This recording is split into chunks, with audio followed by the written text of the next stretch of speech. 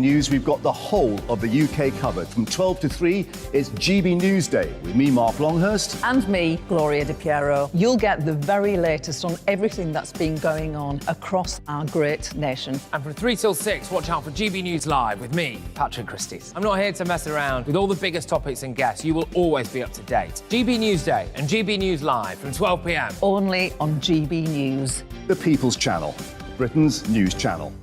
Hello there, it's Eamon Holmes here from Breakfast on GB News. We're not just on your television and your screens, you know. We're on DAB plus digital radio, so you can listen to your favourite shows on the move. If you've not yet listened to GB News Radio, it's very simple. We're on your radio player and tune-in apps, on your smart speaker, phone or tablet, or online at gbnews.uk. Take us with you wherever you go. GB News Radio. You never have to miss a moment of the People's Channel. Join my show Farage, 7 p.m. till 8 p.m. Monday through Thursday, and there you will get opinion, analysis, debate, and I'll cover stories that nobody else dares to touch. You've been cancelled. Join the club. Oh my goodness me. And then for the last 15 minutes, talking pints. We're over a drink. We have a civilised conversation with someone. We very often disagree, but we do it in a grown-up way. Come and join me on Farage.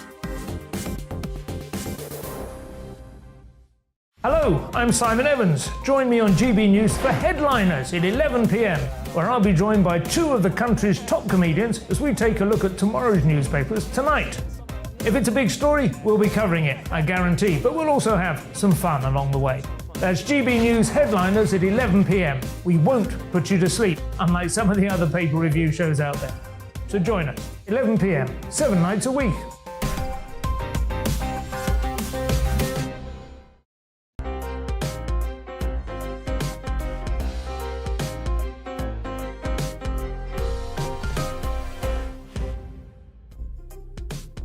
Good morning and welcome to Portillo, a new programme on GB News.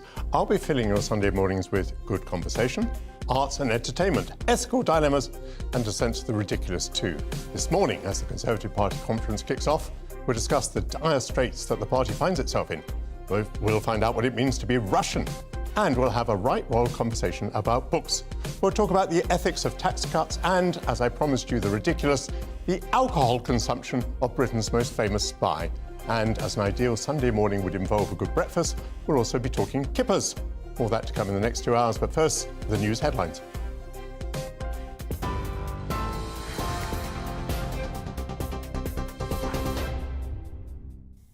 Good morning, it's 1 minute past 10. I'm Tamsin Roberts in the GB newsroom. The Prime Minister has acknowledged the government should have laid the ground better for announcements in the mini-budget, but says she's standing by her tax-cutting plan. Speaking to the BBC Sunday with Laura Kuenssberg, Liz Truss defended the government's package and refused to rule out public spending cuts. The Prime Minister's comments come as the Tory party conference gets underway in Birmingham today, where she'll look to reassure members and the markets amid the economic turmoil of the last week. Political commentator Albi Amankona told GB News the government may still be able to regain popularity in the polls. We saw some polling from the Times last week saying that Labour were 33 points ahead in the polls. Other polls saying that Labour were 20 points ahead in the polls. This is landslide territory. There is a mountain to climb for the government, but if they stick on message, I think their message is to get Britain moving. I think it's a mountain that they may be able to climb, rather.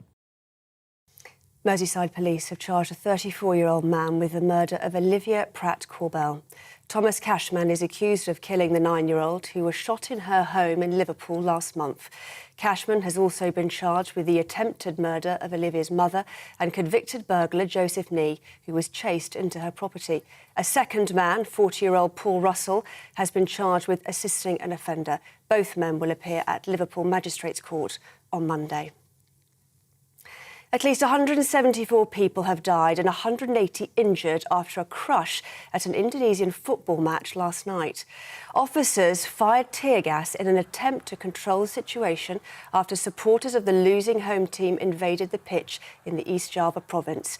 As panic spread, thousands surged towards the stadium's exit, where many suffocated. The country's chief security minister says the stadium was filled beyond its capacity. The Indonesian Football Association has launched an investigation and the country's president has ordered the league to be halted. Ukraine's recapture of the eastern town of Lyman is being regarded in the country as a significant setback for Russia. It comes after video shared online shows Ukrainian soldiers announcing the capture outside the town council building in the centre of Lyman. Hours before the town was freed, Russia's defence ministry announced it was pulling troops out of the area amid threats of encirclement. The capture came just a day after Putin proclaimed the annexation of nearly a fifth of Ukraine. King Charles will not be attending next month's COP27 climate change summit in Egypt. It's understood that after seeking advice from the government, it was agreed it wouldn't be the right occasion for the king to make his first overseas visit as sovereign. Despite not attending the event in person, it's reported the king still hopes to be able to contribute in some form to the conference. Meanwhile, a family photograph of the King, the Queen Consort and the Prince and Princess of Wales has been released by Buckingham Palace. The smiling portrait was taken on September the 18th, just 10 days after the Queen's death and before Charles and Camilla hosted a reception for world leaders. The London Marathon is well underway with more than 50,000 people set to take part. Outbreaks of rain are set to keep competitors cool, with forecasters warning there could be some heavy showers during the morning.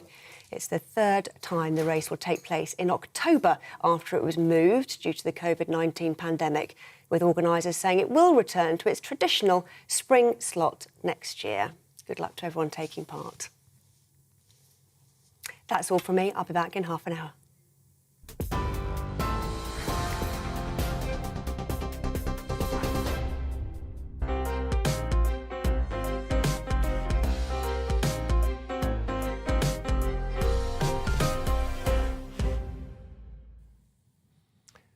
Good morning and welcome to Portillo, a new programme on GB News. I'll be filling your Sunday mornings with good conversation, arts and entertainment, ethical dilemmas and a sense of the ridiculous too.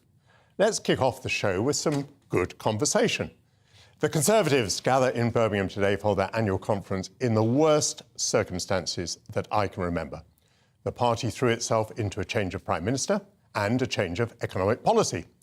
Boris Johnson was a bit of a rogue, but with a roguish charm that won 2 mayoral elections in London, a referendum and a parliamentary majority of 80. Liz Truss has no meaningful record of winning elections, and in the few days since she entered number 10, Labour has surged ahead in the opinion polls. The new economic policy might succeed in creating economic growth, but the tax cuts for the better paid are unpopular. And the government's lack of care to explain how its policies will be funded sent the markets into turmoil.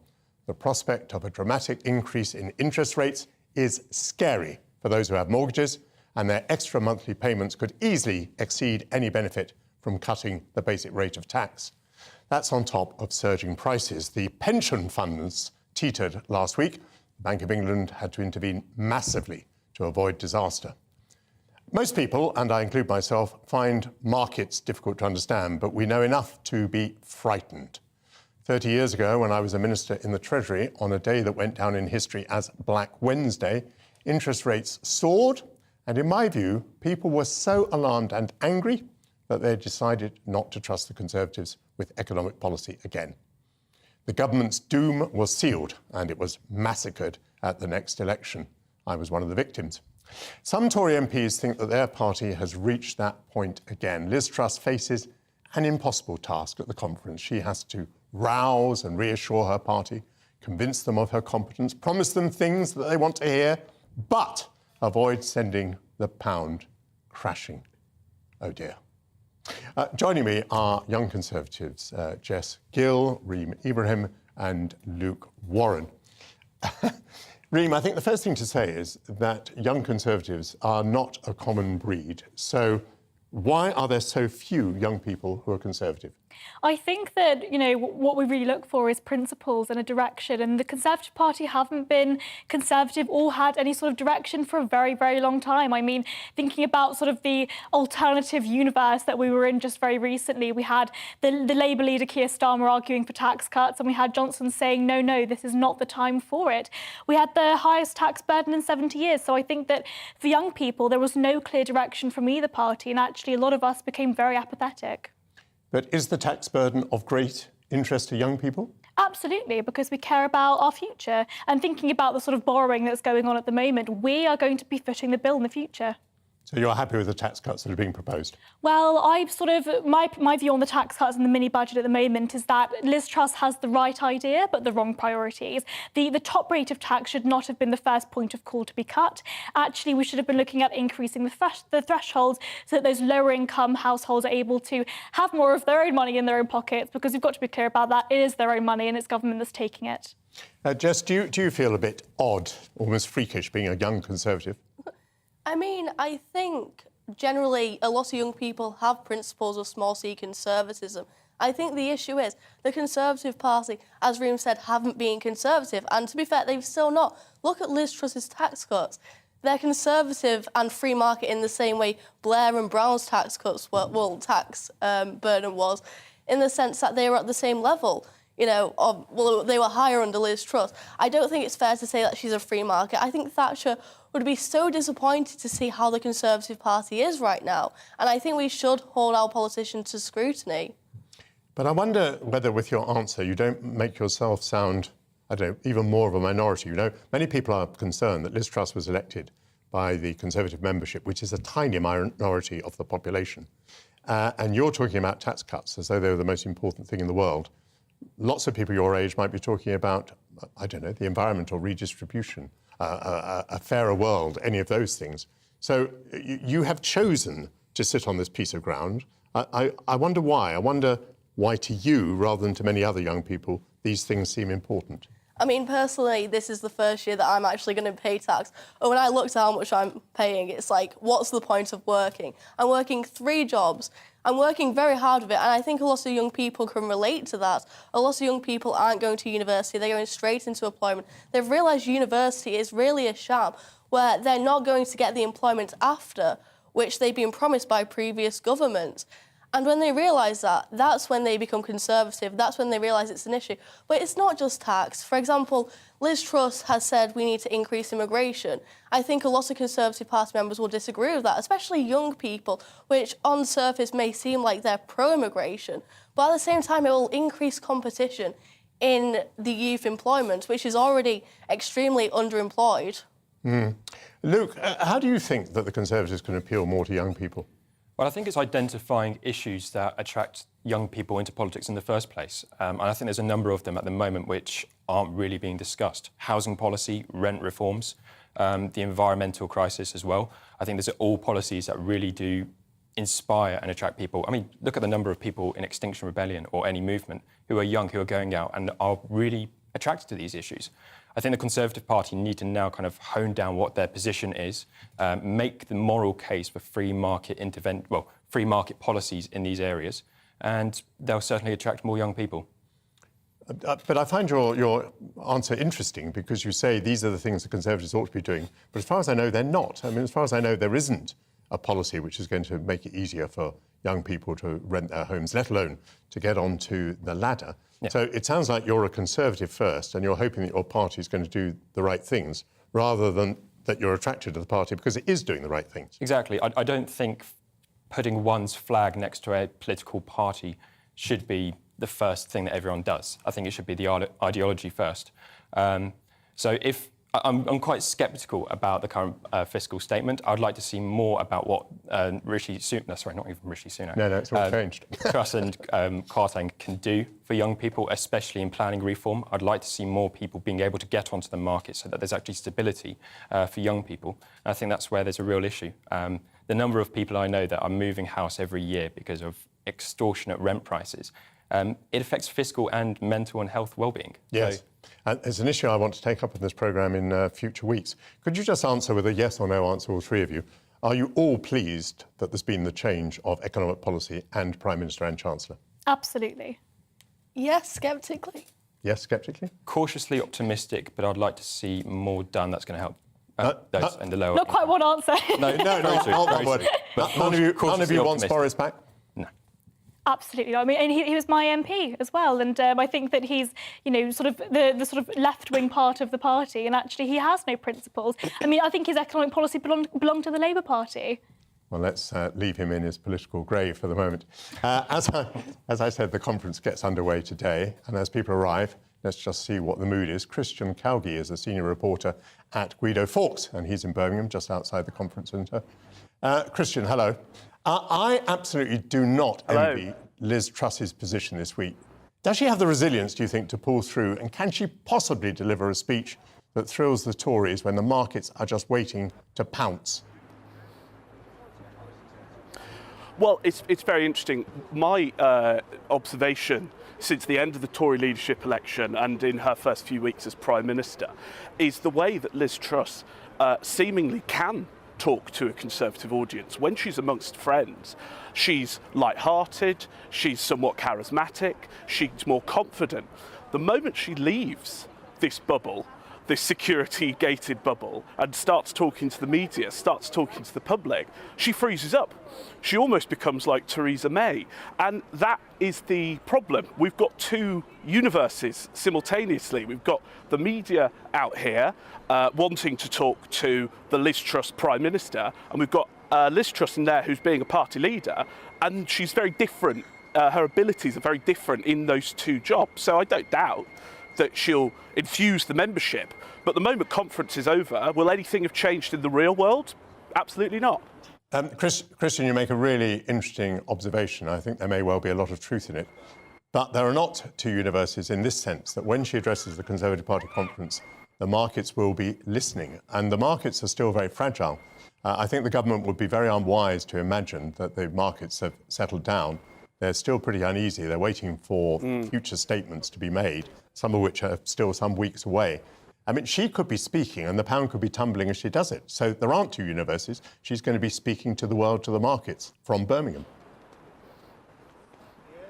Well, that's a tightrope that her press team, her speechwriters are going to have to try and walk. And you're right, the outside world is going to be watching in. And to be honest with you, after her performance on the BBC this morning, I, as a Conservative MP, wouldn't feel entirely confident that that is a tightrope that she will succeed in walking.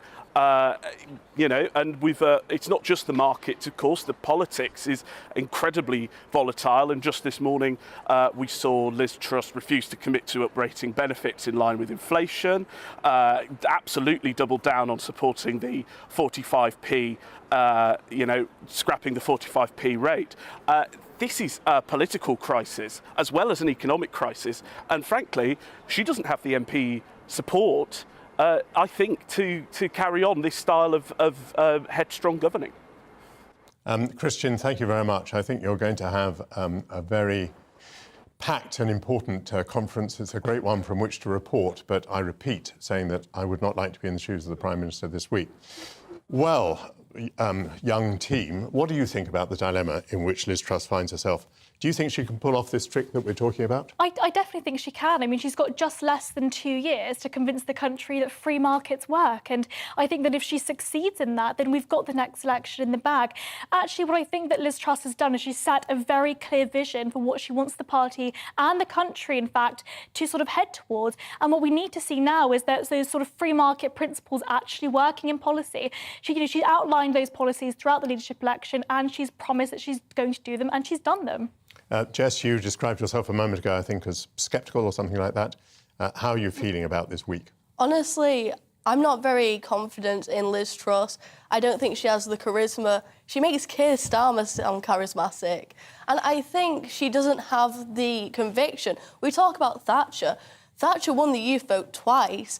And the reason for that wasn't just these flimsy tax cuts. It was because she wanted system change, and I think Liz Truss needs to be more radical. They're saying this is radical. It's completely not radical. Some few tax cuts, again, a few tax cuts isn't enough. We need to talk about why our system, with the civil service, with all these woke institutions, with the Equality Act, causing all these diversity inclusion officers within each institution. This is what matters to the average person, and I think Liz Truss needs to act on that. Luke, my reaction to all three of you would be to say that you overemphasise the importance of policy and underestimate the importance of personality. Yeah, you were all very, very clear that you've done the right thing getting rid of Boris. Boris was a proven election winner. Again and again and again, he did it. And you have brought in Liz Truss, and so far I haven't heard, even from you three, the sort of confidence that she's going to win the election, but maybe going to put me right now? Well, 2 years is a very long time in politics. Only 2 and a bit years ago, the Tories won their biggest majority since the 80s. So I think it's far too early to tell whether or not Truss is going to win the next election. I think if she continues making these really strong free market policy cases, then the Tories are going to be in a much stronger position. But as I said, it's got to be not just at the top, it's got to be at the bottom as well. But if you're right, why was the reaction against the budget so strong? Of course, that's not everyone's. Some people supported the budget, but you know that the opinion polling was pretty dire. Why is that? I think part of it is to do with optics. I think omitting the OBR forecast was a mistake. I also think not briefing her own cabinet on the 45p tax cut was a mistake. And this is kind of tearing up 20 years of economic orthodoxy. Of course, there's going to be a huge response to it. So it's not surprising, but I think the optics of it could have been slightly more honed.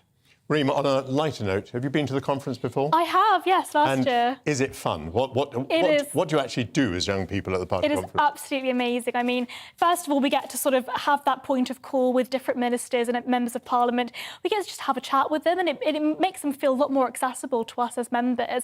We get to have those chats. I was on the dance floor last year with Liz Truss herself, so it was all really, really good fun, and just seeing them all sort of look like human beings, act like human beings.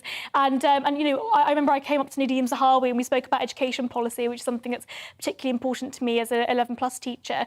I think, you know, talking about those reforms and those policies that actually are really important to us makes them feel more accessible and more human. Jess, you've been too, I think. Yes, I went last year. And it was the first time I've ever been in a room with young Conservatives, mostly because there aren't many young Conservatives in Bolton. And I think it's very inspiring to see a lot of young people who, despite Boris's failings, because this was last year, they seemed confident in ideas, in visions, and I think this is what we need to put forward. I think we need to put the youth voice forward. Luke, you're going for the first time, I think. Yeah. What are you looking forward to? And would you just pick up this thought that it's all very well having a great time there, but is it an echo chamber? You're just hearing back what you want to. I don't think it's an echo chamber anymore. I think the party is really divided on these new economic policies, so there's going to be a lot of internal debate around them. But as Reem said, it's an opportunity to discuss with MPs what kind of key issues young Conservatives have. So it's going to be really good to be able to kind of voice our grievances and our own concerns. Well, I agree. It's going to be a great conference for you to go to because the party is so divided. Thanks to Jess and Luke and Reem. And also to Christian Calgie from Guido Fawkes. Coming up, because of our ongoing fascination with the royal family, from Queen Victoria to the Duke of Sussex, how royal books rack up the royalties. That's after the break.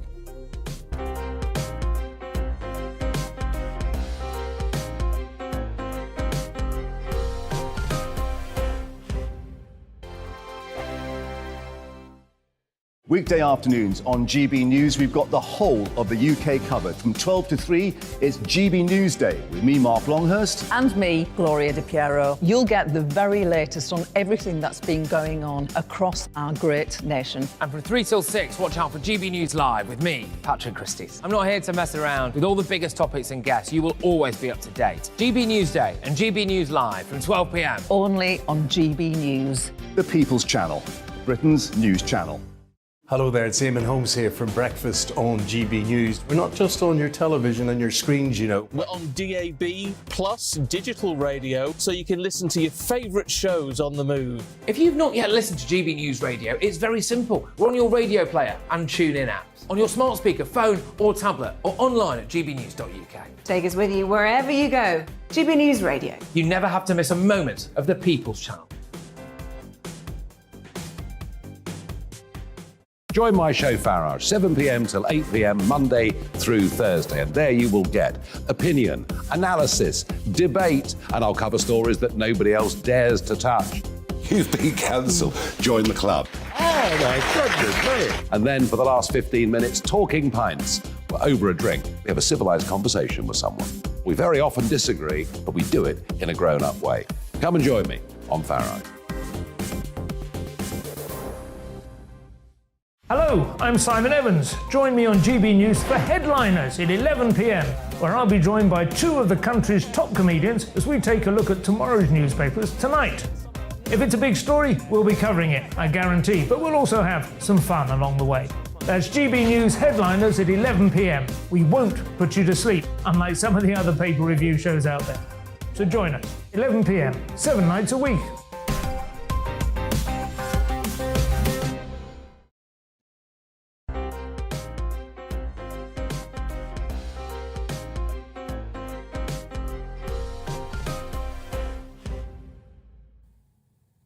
Welcome back to Portillo, filling your Sunday mornings with a blend of good conversation, arts, entertainment, ethical dilemmas, and even a sense of the ridiculous. The outpouring of emotion over Her Majesty the Queen's death around the world demonstrates the respect and affection with which she was held. Readers will be looking for illustrated books that catalogue her life, for biographies, and even for publications that commemorate her spectacular and moving funeral. In much of the world, the pre-Christmas weeks bring the peak of book buying. But can authors and publishers rush out books in time? Perhaps, like the Queen's obituaries, they were prepared in advance. Katie Nicholl, royal correspondent of Vanity Fair and co-host of the podcast Dynasty, joins me now. Well, you're also the author of this book, which is called New Royals, Queen Elizabeth's Legacy and the Future of the Crown. That's quite a title, quite topical. So obviously you must have prepared this book before Her Majesty's death. Yes, of course. I mean, it was interesting hearing your intro because you're quite right, Michael. Titles are going to pop up and be out and available. In fact, I saw a book by the same title on Amazon when I was looking last night. But this book is the culmination of, well, a good 10 months of writing. I started it early in the last part of last year. But more than that, it's the accumulation of the best part of 15 years of work that I've done. I've covered the royals for that period of time. I've been a journalist for nearly 20 years. There are some interviews in there that I've literally sat on for a good 10 years. But just tell me about the last part of the process. How was it you converted whatever you had written into this book, which is now obviously published with the background of the Queen's death? So this was written, this was written before the Queen had died, but very much knowing that it was going to come out either once she died or in the very final sort of part of her life, which is why it's called Queen Elizabeth's Legacy and the Future of the Crown. It is, you know, the first part of the book is a look back at her legacy and the great things that she achieved. So you didn't have to do a rewrite? We are doing a rewrite at the moment because we need to obviously update it. So what happens when you do a book is that this is the first edition of the book, it's the hardback. It also goes out on Kindle and it goes out on Audible. There will then be an opportunity to do another print run where we can add to it. So I'm in the process of updating and obviously bringing it right up to speed as currently as we possibly can with the book. And fortuitously, you then have this book out for Christmas, and that's quite important, I imagine, isn't it? It is. My publishers are Hachette and they're international publishers, but the focus for all of my books, because they're principally about the young royals, is the American market. And so you've got Thanksgiving as well as Christmas. It's a big time, and of course, that's why Prince Harry's book is rumoured to be coming out later this year, because that Thanksgiving market, particularly for the American audience, is really, really important.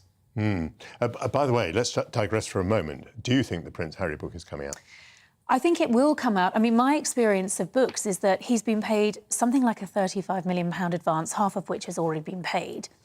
If it was due to come out later this year, which was the talk, my assumption based on my experience of publishing and writing now 5 books is that it will have been written. So are they going to pulp this edition so that he can update? I know the Palace are understandably very concerned about what's going to be in this book. Well, I wasn't thinking so much of the update. I was thinking about what the reaction might be in Britain, which I suppose still matters to some extent to him, because having been present during the morning, having been here in Britain, having been out there with the crowd, having been part of the royal family in all the ceremonies that took place, to go and write a book now where he's, I mean, in my view, making a living out of insulting his own family, seems pretty tough to me. Well, I think that's the feeling of a lot of people, and you know, he's not.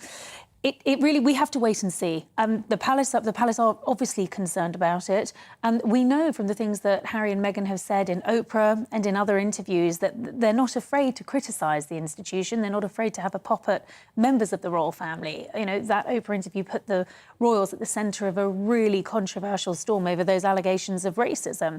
So belts and braces time, but I cannot believe that the Prince is going to hand back half of that advance and pull the plug on the book. But, you know, we've yet to wait and see on that one. And if readers are interested in looking back at the Queen's legacy, looking at the royals, there is my book. There's a plethora of books out. And as you would expect in the light of this, everyone rushes to get a book out. But I think what will make certain books stand out are the ones that have been researched over a period of months and years. She said, plugging her own book, but I'm sure legitimately, because as you say, there's a plethora.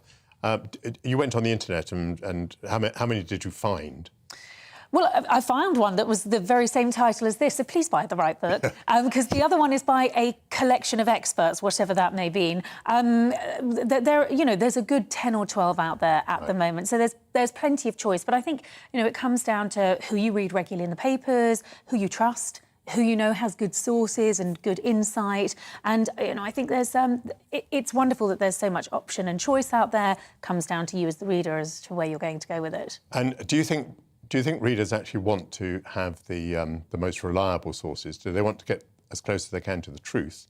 Or are they stimulated by outrage and scandal? In other words, perhaps they wouldn't mind if it weren't entirely truthful. No, I think any sort of real royal fan wants a genuine insight. They want authentic sources. I mean, you will see sources in my book, but you will also see named sources, because I think it's very important, that I was able to get certain courtiers and people that have worked with the royal family over the years to go on the record, because I think that gives you credibility. There are some instances where people just won't. So you will see a royal source in there, but you will also see quotes by the late Queen's cousin. You will see an interview with the Queen's cameraman of 40 years who's never spoken, but he spoke to me. Katie Nicholl, your new book is called The New Royals, and you're also at Vanity Fair. Good luck with the book. Thank you very much. Well, I did promise you a mixture of good conversation, ethical dilemmas and culture, and the next topic that we're going to cover has all three. The invasion of Ukraine has not gone according to plan for Vladimir Putin. Much of the professional army with which he started the campaign back in March has been lost, along with its weapons and ammunition. Russia has resorted, as in previous wars, to a call-up of the citizenry, and it must be admitted that sheer numbers have helped Russia to survive and win wars in history. But conscription has produced a reaction, with men eligible for the draft fleeing the country, and demonstrations in cities, and even attacks on recruitment offices. Does this make any difference? Is Russia in any way changing? We saw on the death of Mikhail Gorbachev that Russians regard him as a failed politician who presided over the destruction of the Soviet Union. And there are many indicators that Vladimir Putin still enjoys high levels of support. What is the culture? What are the values? What is the history that defines calling oneself a Russian? I'm joined down the line by the eminent British historian of Russia, Orlando Figes, whose latest book is called The Story of Russia and deals with the history and historical myths that help to explain Russia today. Hello, Orlando. Hello, Michael. Good to talk to you again. Good to talk to you. Your book argues that Putin has manipulated some foundation myths to make it seem that invading Ukraine restores an historic unity between Ukraine and Russia, that the Russian concept of political leadership differs from the Western European, in that historically in Russia the leader and the state are pretty much indistinguishable. And you also tell us that Joseph Stalin, who imposed a terror and a famine that killed millions of Russians, is well regarded in Russia today. Are these considerations relevant to understanding Russia now? Oh, yes, I think so. I mean, Putin has put forward a number of ideas about what it is to be Russian. He has, to some extent, become the focus of Russians' national identity, which, under the Soviet Union was to some extent subsumed within an all-union imperial identity, in which perhaps they were the superior brothers in a family of nations, but in which they were not really allowed to express express their Russianness as such, because it was meant to be a Soviet system. So since his presidency, I think Putin has built up the idea of what Russia means, and it means that to be a sovereign country, in his imagination, all of Russian history must be reclaimed as a source of pride, including, as you say, Stalin. But, what does Stalin mean to most Russians? He means, yes, they weren't taught that, he was necessarily this mass murderer we know him to have been in the West. They were taught that he was the man who made Russia great, the Soviet Union great, that he had industrialized the country, he'd created a sort of sense of security, he'd given Russians a sense of what they were attempting to do in the world. So, he gave them a goal, he gave them a sense of destination. And that's what perhaps, is at the core of Putin's appeal to the Russians, to give them this sense of their mission in the world. And it is, as you say, it is really an imperial identity in which Russia's role in the world replaces that of the Soviet Union, and Ukrainians are inferior or junior brothers in this way of looking at the world. And do you have any sense that because the war is not going as Putin intended, and with conscription, with the demonstrations we've seen, do you have any sense that there's any change going on in Russia today? Well, I think you're right that mobilization is an incredibly risky operation, because Russians may be happy to tell pollsters that they generally support the war, as they have done. 75% according to most opinion polls. But it's another thing to go beyond voicing support and actually going to fight.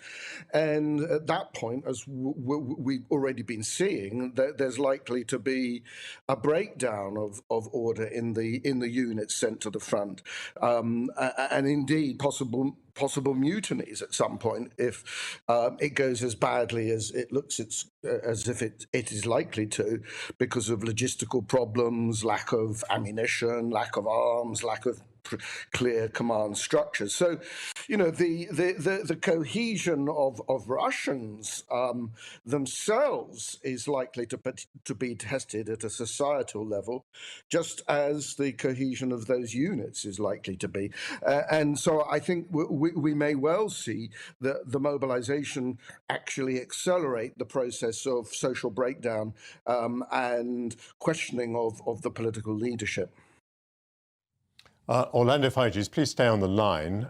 We've got another guest joining me, Valery Morozov. He's a political analyst and a Russian exile. You understand what it means to be Russian, don't you? And I'm just wondering whether you think the present situation is causing any changes in the behaviour of Russians, the outlook of Russians, the identity of Russians. I think we are facing now a very important moment, and there will be changes. And dramatic changes, maybe. Actually, mobilization was, of course, not popular, but was not popular with a very small minority, let us 20% of, especially young, people working or connected to Western corporations, Western business. But in majority of Russia was for mobilization and was for the war. But the failures, what the Russians became open and clear, on the front line, in the latest 2-3 days. It showed that, all that corruption, clan system, which was existing and people knew about it and they hated this, but they were under the, like carpet, beautiful Persian carpet, yes. And this was the dust under it. Yes. Now it came out. Okay, so interesting point. So conscription was not broadly unpopular. Most people accepted it. As the war. The corruption is being revealed, the client system is being revealed. What sort of change might that bring about? I think Putin now is facing, because it became so open and so, discussed in the society, and even in the elites, even in the army. Army is against this. So he either to kick out the corrupted clans, which mostly, led by his close friends who are, from some time, and the corrupted elites, or he is to face the problems with the society now. What would you mean by that? He's got to face problems with society. Because the anger, it is not only the hope because of these losses, it is strange, but there is a hope that at least he will start changing, he will start kicking out the people, who are around him and who are creating problems for the state and for Russia. It's not allowing Russia to develop. Or then Putin is to face problems himself. This anger will be directed at him. Orlando, Figes, good to speak to you again. From what Valerie was saying there, it sounds as though people are still willing to think that Putin is being let down by others, that he will be given a chance to get rid of the people who've done badly. That's interesting. Obviously, they are a sort of barrier between him and disaster. Does that resonate with you? Do you think that's the way it is? Yes, I think so. I mean, I think there will be fractures at the top as, the campaign goes from bad to worse, as it looks likely. There will be growing pressure on Putin. I mean, although the military had been calling for mobilization for some time, so they got what they want, there are different factions within the military. There are different would-be leaders trying to use the war and the crisis for their own political leverage. And I think that will bring growing fissures into the system of political leadership. And there will be a growing pressure on Putin if he is unable to exert some sort of control over his generals, over the fronts, over the supply problems for these new recruits. And if he's unable to do that, we could well see those political fissures becoming part of a broader social crisis in the sense that we saw, for example, over the Soviet invasion of Afghanistan. If we get tens of thousands of these mobilized soldiers returning in body bags, I don't think it will be long before, I mean, they probably won't return in body bags, they'll just be buried on site and forgotten. But those missing people will become a source of growing social anger within Russia itself. Because people aren't going to take this just on trust anymore from Putin. I mean, they've been told it's a special military operation. They've been told that it's only professional soldiers. They've been told that it's only going to be those with military experience who are going to be recruited. But all the signs are that they're simply taking people off the streets. They're taking people off of the border controls where they're trying to escape. This is a fairly reckless conscription going on just for cannon fodder to hold the line in East Ukraine before the winter sets in and other pressures can be brought to bear against the West. But, cannon fodder will convert into a political and social reaction against the leadership, and that will effectively bring growing pressure on Putin unless he can bring real gains to bear and show that there's a victory on its way. I agree with the other speaker that if that victory comes, then the dictator will emerge from it stronger, but he's at a great risk of it falling apart if that doesn't happen. Orlando Figes and Valerie Morozov, thank you to both of you. It's a real privilege, actually, to have this level of expertise on the show.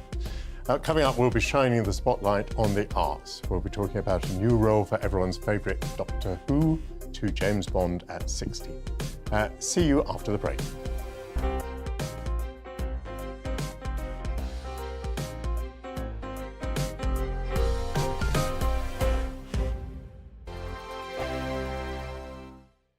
Weekday afternoons on GB News, we've got the whole of the UK covered. From 12 to 3, it's GB News Day with me, Mark Longhurst. And me, Gloria Di Piero. You'll get the very latest on everything that's been going on across our great nation. And from 3 till 6, watch out for GB News Live with me, Patrick Christys. I'm not here to mess around with all the biggest topics and guests. You will always be up to date. GB News Day and GB News Live from 12 p.m. Only on GB News. The People's Channel, Britain's news channel.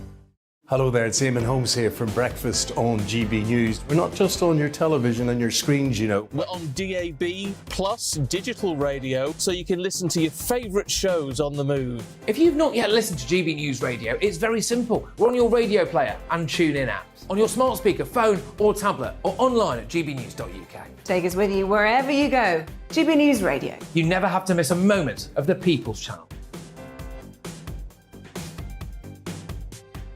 Join my show Farage, 7 p.m. till 8 p.m. Monday through Thursday, and there you will get opinion, analysis, debate, and I'll cover stories that nobody else dares to touch. You've been cancelled. Join the club.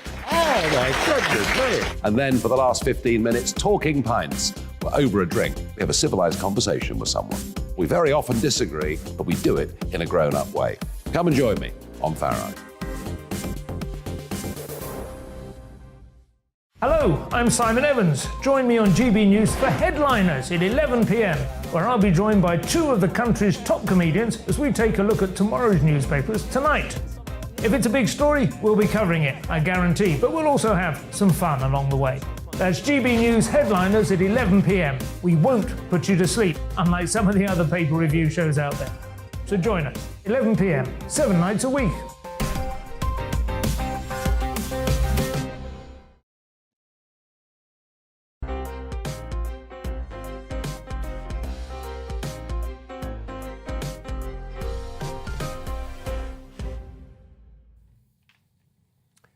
Welcome back to Portillo, filling your Sunday mornings with a blend of good conversation, arts, entertainment, ethical dilemmas, and even a sense of the ridiculous.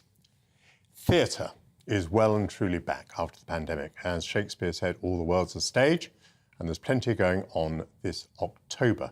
Stefan Kyriazis, arts editor of Express Online, is with me now.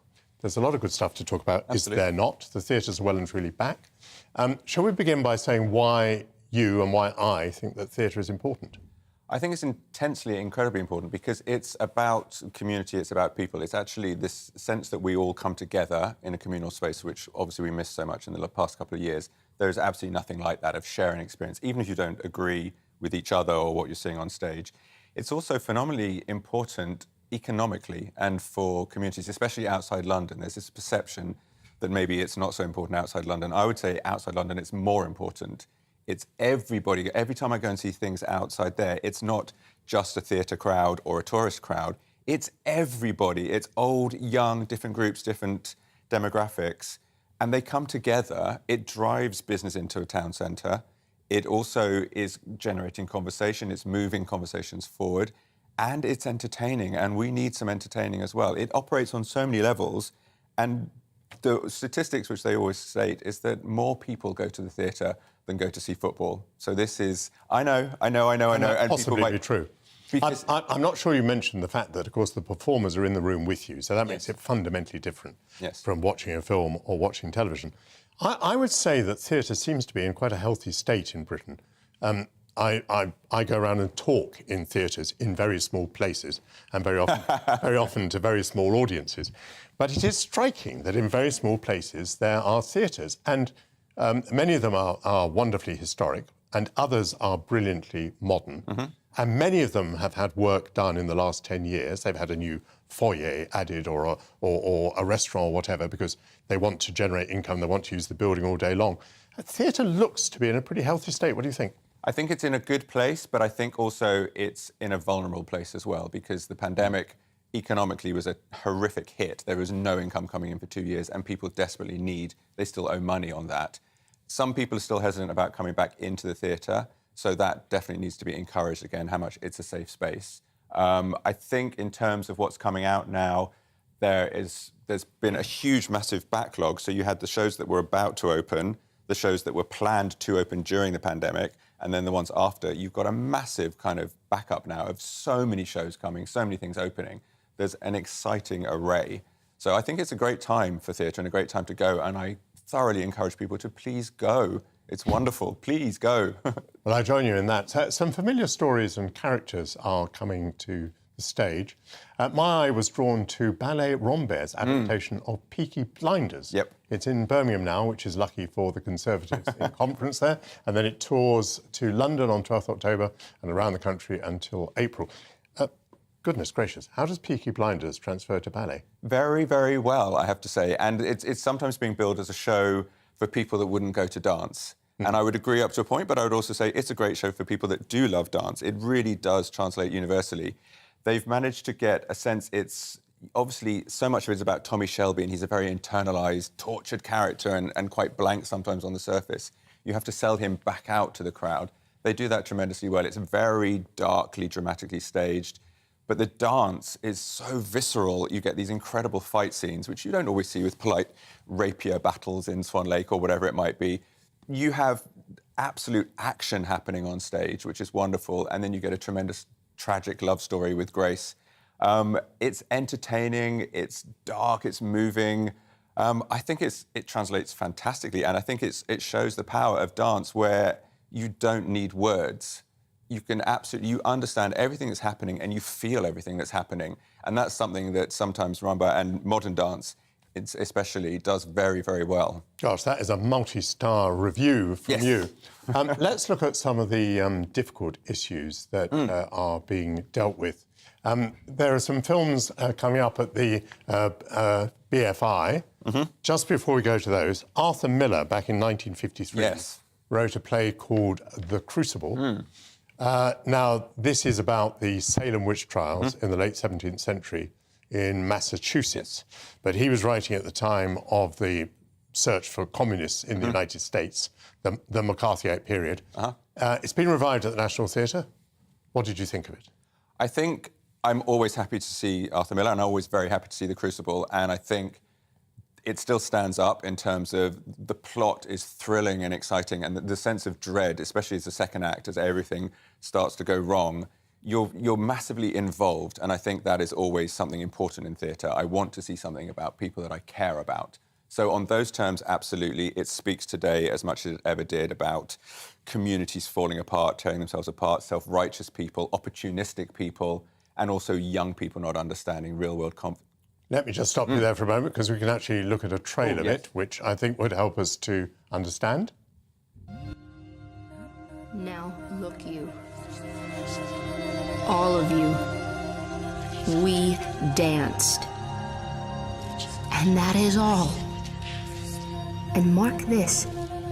Let either of you breathe a word or the edge of a word about the other things, and I will come to you in the black of some terrible night, and I will bring a pointy reckoning that will shudder you.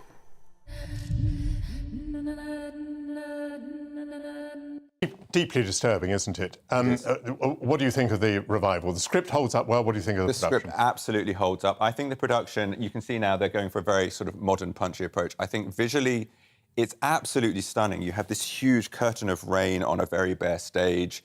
It's very exposed. They have some very filmic moments that are visually grabbing. For me, they don't mesh particularly with the action. I came away remembering, gosh, wasn't that... I always think it's a problem if you're sitting in the middle of a theatre and going, oh, isn't that lovely? It takes you a little bit out of it. It needs to integrate more. So for me, that didn't work. I think, as you've seen there, there's some incredibly intense performances by the young cast. I was impressed by that. Some of the older actors, for me, were a little bit mannered. There are such tremendously powerful moments that really, either you're terrified or you're worried, and they slightly threw them away. I don't know whether it's this, sometimes modern readings are a little bit embarrassed to go for melodrama. I like a bit of melodrama as well. Life can be melodramatic. I think I need a bit more of that. Let's also look at some other things, which I hope we may touch upon more in future programmes. Helen Hunt is starring in Eureka Day. This is a controversial subject in the light of the pandemic. Why so? Incredibly prescient by the playwright. It was written just before the pandemic, and it's about this terribly right-on, woke Berkeley school in California where they're all-inclusive. They don't want to gender specify their children. They're proud that their children cheer for the other team in sports matches. They're very pleased with themselves about how tolerant and liberal and enlightened they are.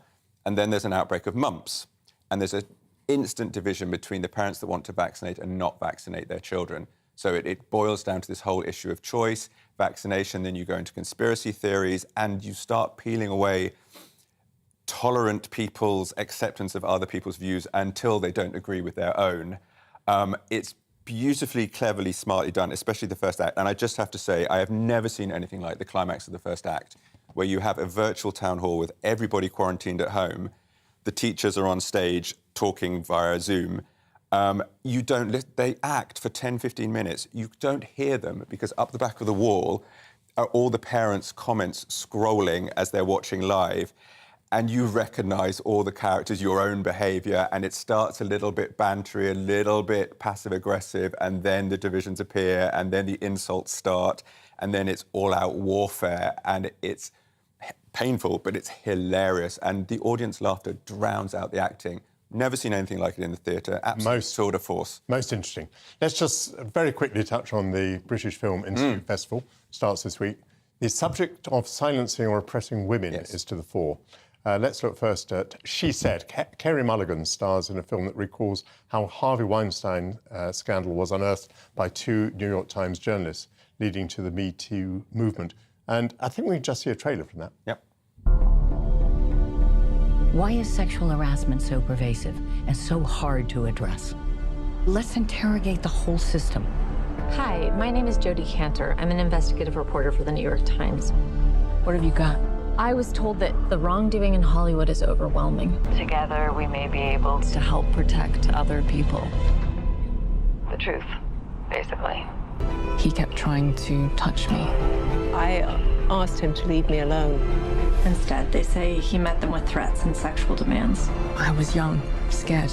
Hi, we're from the New York Times. I believe you used to work for Harvey Weinstein.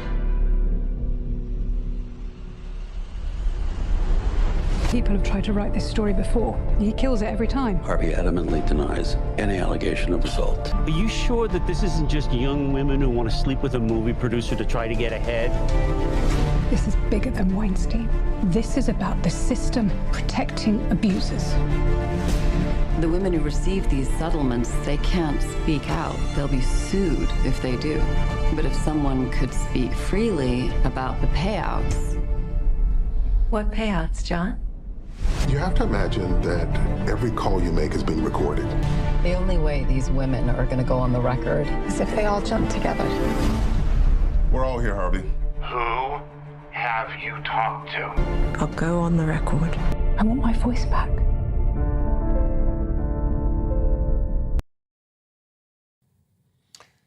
Quite a chunky trailer there. Yes. I think the one thing that worried me about seeing that trailer is it reminded me of All the President's Men. It seems like this is a film about the journalistic effort.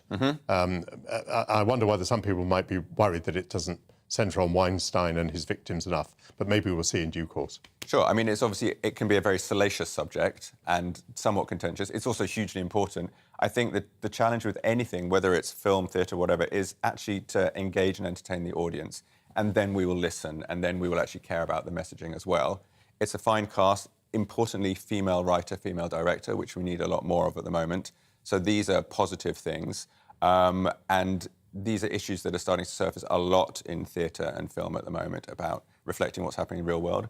That's all great. The concern is always if you end up in an echo chamber, you're just preaching to an already converted audience or interested audience. I'm very curious to see it. It's absolutely remarkable, isn't it, to see Hollywood making a film about Harvey Weinstein. I mean, who knew? But of course, Hollywood has to go where the market is, and that's where the market is. Many thanks to Stefan Kyriazis. Coming up, the ethics of tax cuts. Why is historical fiction so popular? And the drinking habits of James Bond. But first, it's time to go to the weather.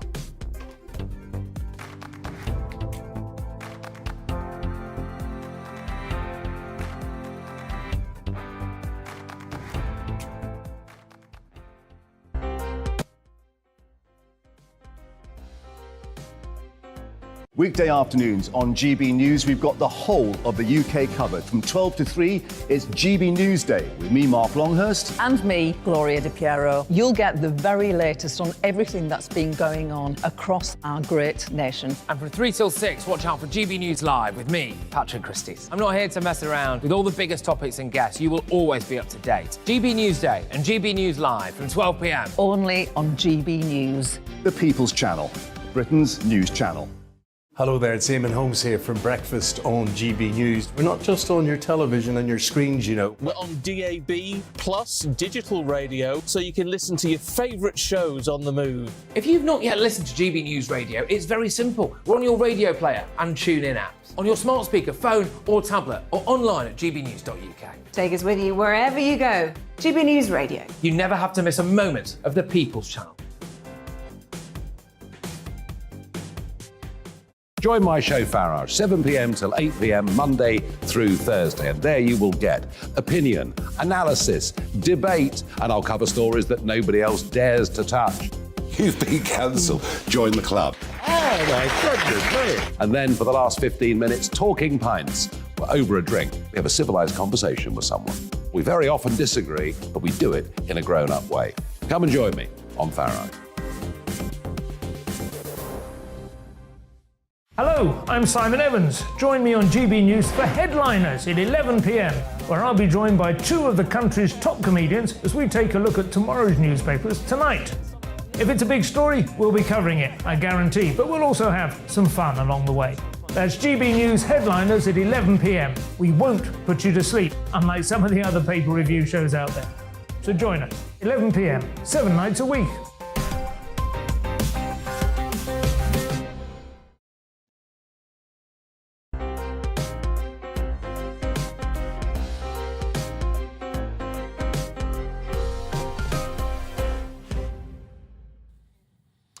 Welcome back to Portillo, your Sunday serving of debate, discussion, culture and arts. It's the London Marathon today, on a dull day in the capital.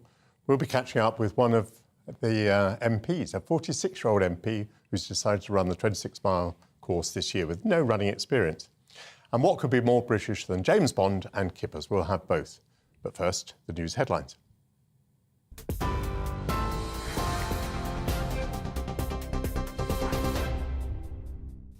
Good morning, it's 11 o'clock. I'm Tamsin Roberts in the GB newsroom. The Prime Minister has acknowledged the government should have laid the ground better for announcements in the mini-budget, but says she's standing by her tax-cutting plan. Just a warning of flash photography coming up. Speaking to the BBC's Sunday with Laura Koonsberg, Liz Truss defended the government's package and refused to rule out public spending cuts.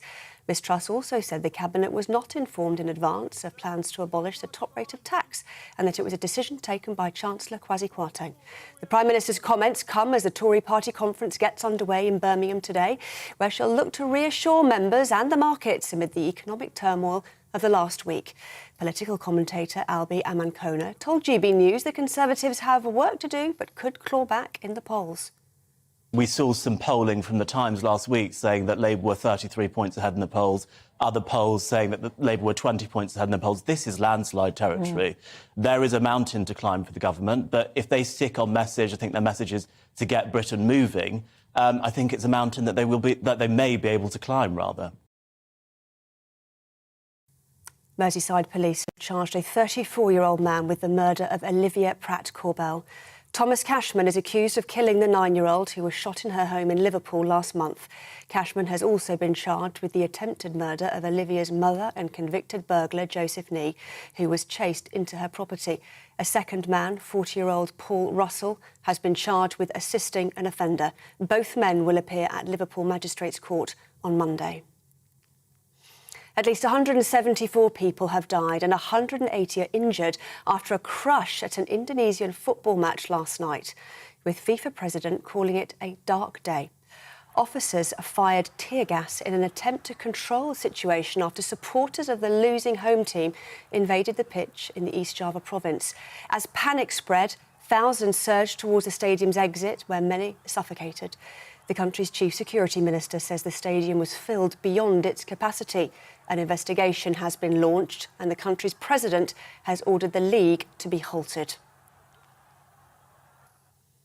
Ukraine's recapture of the eastern town of Lyman is being regarded in the country as a significant setback for Russia.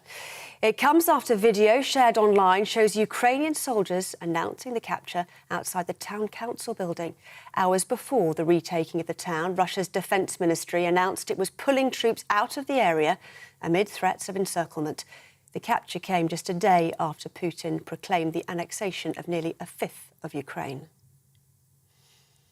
King Charles will not be attending next month's COP27 climate change summit in Egypt.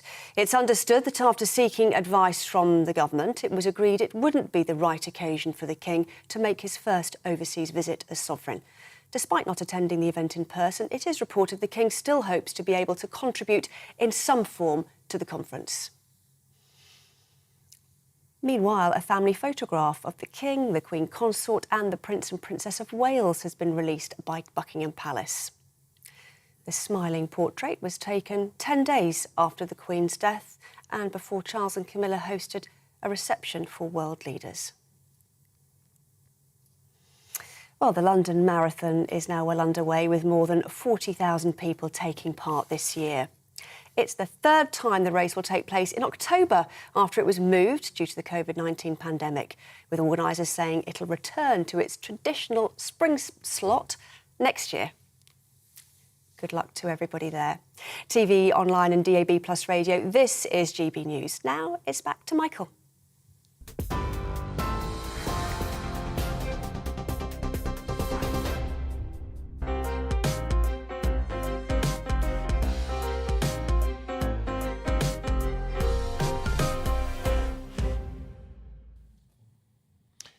The Chancellor's announcement of tax cuts to the basic rate of income tax, with the abolition of the top rate of 45% and the removal of planned increases in corporation tax and national insurance contributions, was met with vociferous opposition. I thought it would be good to discuss the ethics of tax cuts, or rather, the ethics of taxation. We take it for granted now that the government can intervene before we receive our wages and salaries to take a chunk out of our hard-earned income for the state. But doesn't that put too much power in the government's hands? Why should people complain when the government agrees to take a little bit less of our money? The cut to the basic rate benefits all income taxpayers, and the introduction of the national insurance surcharge by Rishi Sunak was denounced as a tax on jobs that hit the poorest hardest. Well, Kwasi Kwarteng has done away with it. As for the top rate, it has been reduced to 40%, which is what it was during all the years that Tony Blair was Prime Minister and Gordon Brown was Chancellor. Ross Clark is a journalist for The Spectator and Telegraph. He joins me now. Ross, how does one decide what level of taxation is ethical? Well, it's very difficult. I think that, I have no objection. I'm all in favour of governments raising revenue through taxation to fund the public good, things which, like sort of health or roads, for example, which are better provided, more effectively provided collectively than through sort of private enterprise. But where I have a problem, there's two problems, I think, ethical problems. Firstly, is it seems far too easy for governments, far too attractive for them to turn taxation into a sort of punitive tool to discourage smoking or drinking or through congestion charges, where the tax is not really being used to raise revenue, but just to discourage people from doing something. And I think that's a rather objectionable thing for governments to do, because they're doing it under the auspices of raising revenue, but often they're raising tiny amounts of revenue through through sort of if you put the tax rate too high, it's a punitive level, as we did in the 1970s when we had sort of 98% tax rate in some cases, you raise very little revenue. So it was just sort of punish the rich, to squeeze the rich until the pip squeak, as it was memorably described. The other problem I have is where we're using taxation to control people's lives to an excessive extent, and the things are better than they used to be when so now we have a sort of higher tax-free allowance, but still we're taxing people, billions of people, pounds a year, and then giving that some of that money back to them in the form of benefits. And you think, well, why is it ethical for government to take money away from one hand and then give it back in another sort of controlled sort of way? It's probably better. I mean, I'm all in favour of sort of self-reliance, where people spend their own money, make their own spending decisions. And I find it rather objectionable, for example, for a government to tax us and then start paying our energy bills for us. And some things like healthcare, I think, are a special case because, throughout our lives, we will require so vastly different amounts of healthcare. Some people get through life without very little health spending. Other people, sadly, from day one will require great amounts of healthcare, which can only be really funded through taxation. But, when it comes to sort of food, shelter and so on, we all have roughly the same sort of needs for food and shelter and energy. It should not be the government sort of laying down in trying to influence in what way we make our decisions, what to eat, what to wear and what to, what housing arrangements we prefer to have. Ross, thank you. Let me bring in Dr. Ian Peters. He's Director of the Institute of Business Ethics. Can I ask you the same question I asked Ross? How does one decide what an ethical level of taxation is? I mean, let me go a little bit further.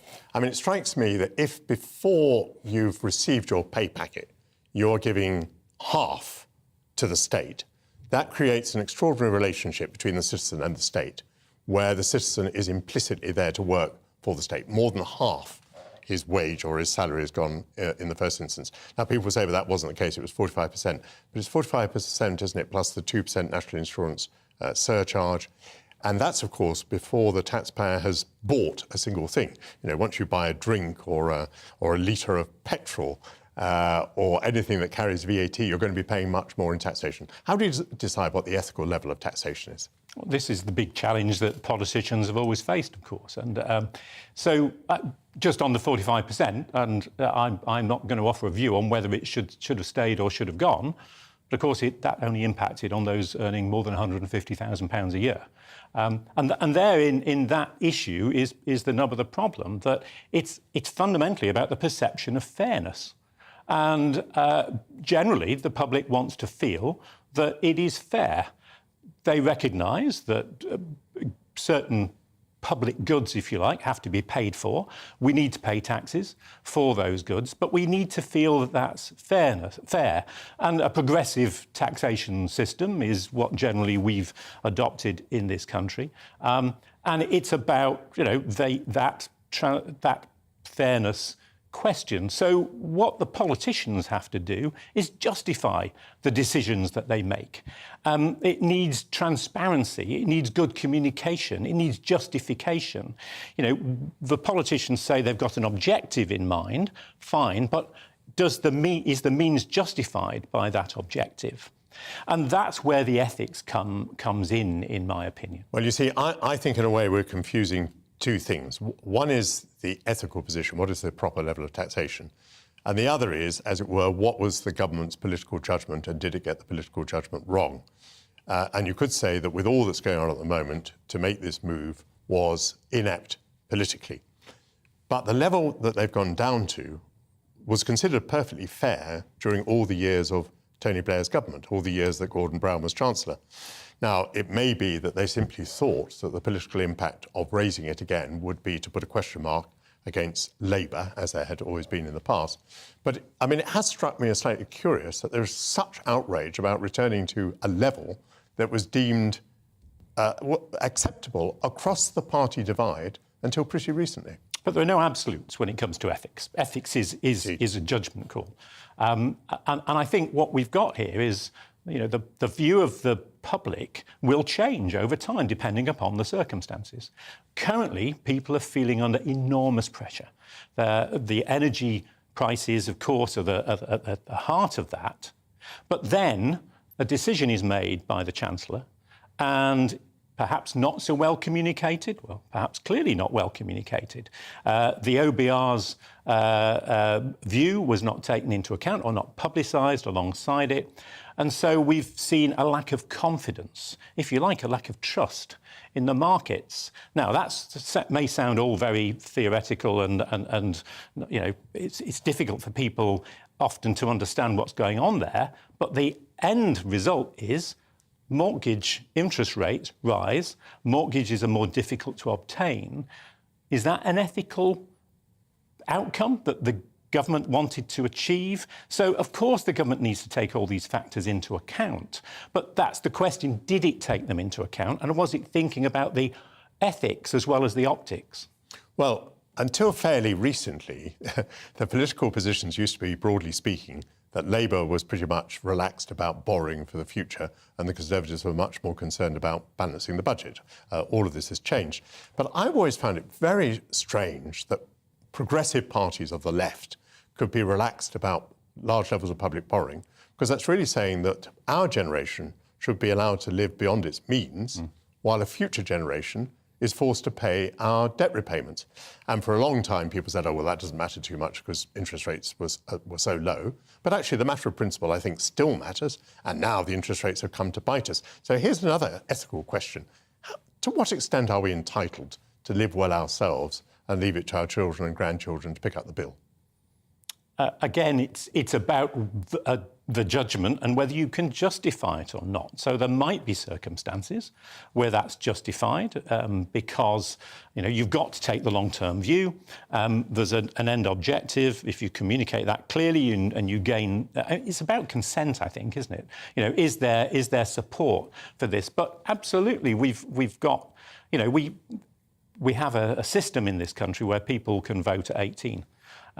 You can't vote if you're 16 or 17, and yet you're often the ones that are going to be impacted. Brexit was another great example of where, you know, many younger people weren't happy about Brexit, but they didn't have a say in it. But they're the ones that will be impacted by it. So I think that's quite right, that, you know, we do need to think about the impact not just on today and today's population, but the people that are going to be suffering the consequences perhaps later on.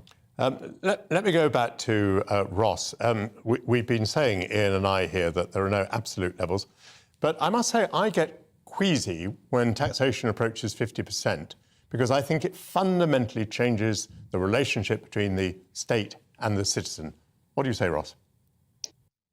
Well, I'm inclined to agree with you. I just have a sort of feeling that sort of 40% is quite a good rate for the absolute maximum tax rate, where, you know, you get most of it, the state gets a little less than half, and it just seems right. And if you go over sort of 50%, I mean, what you do is you drive people abroad, not necessarily people on low incomes, but ordinary taxpayers, but the sort of wealthy taxpayers who contribute so much of the revenue, they'll just disappear abroad. And I think this point needs to be made very strongly, that in some circumstances, tax cuts can raise revenue, can increase revenue, and then the sort of ethical picture becomes completely different, because you're actually benefiting the country.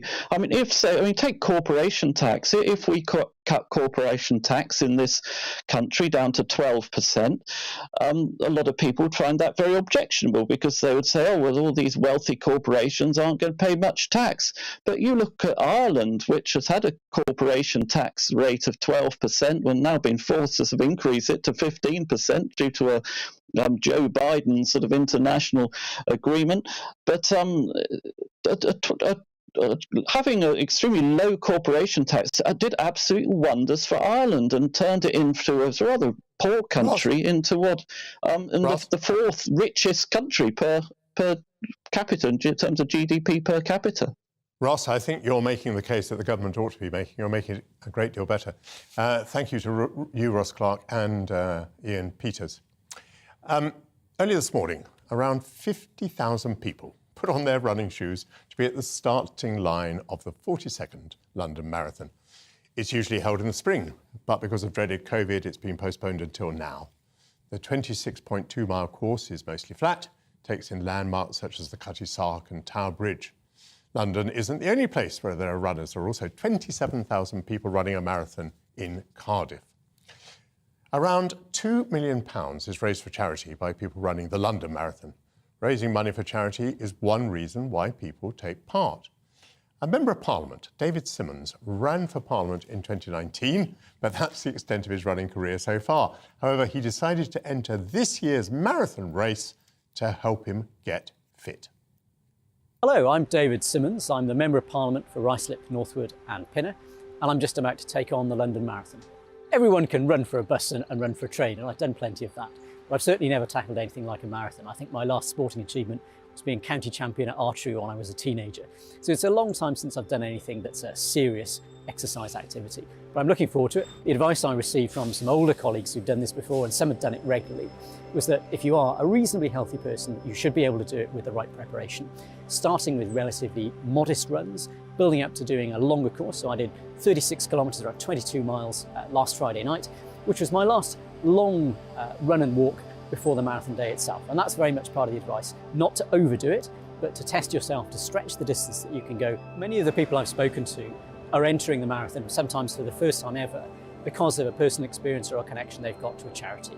And then there are the big national charities for whom this is an important part of their annual fundraising events. So on every level, it really contributes to what they do in the community. For me, it was being able to see the impact that those really small organisations were having on people who might not have been able to access support from mainstream public services simply because their situation was so unusual.